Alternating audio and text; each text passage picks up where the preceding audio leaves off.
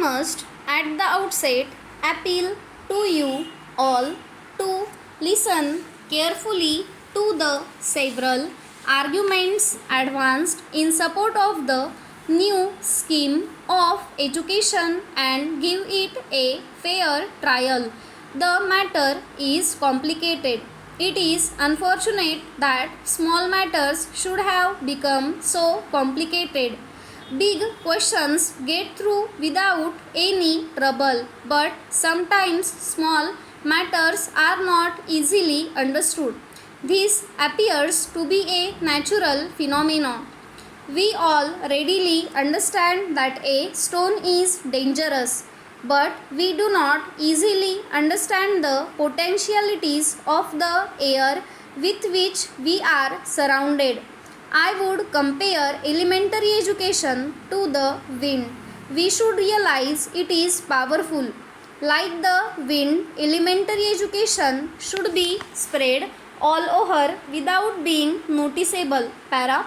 It is indeed regrettable that it should be said that there is a big conspiracy behind the new scheme.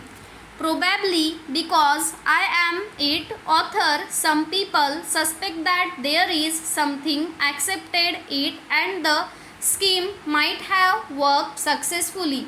I made similar suggestion over 30 years ago. I thought that somebody would do it, but ultimately no one took it up. I myself did not take up this question in the past.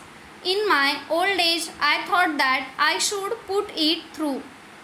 People may ask why I am keen on implementing this scheme and not pass it through. People may ask why I am keen on implementing this scheme and not pass it off this undone all these years, and I should attempt at least now. For some time people might abuse me and then there will be an end to it. I cannot understand why there should be so much agitation over this simple issue. Para. There have been many occasions in the history of this country when several changes have taken place in the field of education and no one has protested.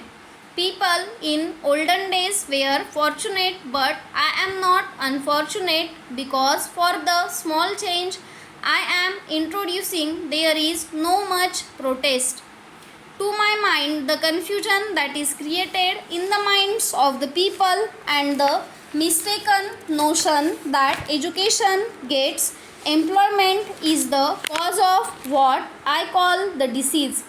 Criticism is made and fear expressed that the full period of education under the new scheme has been reduced by half, and it is said that a full meal has been cut half. This is a mistaken notion and there is no substance in the fear. What is required is that everybody should know how to read and write. Everyone without distinction of caste or creed or profession should acquire this knowledge.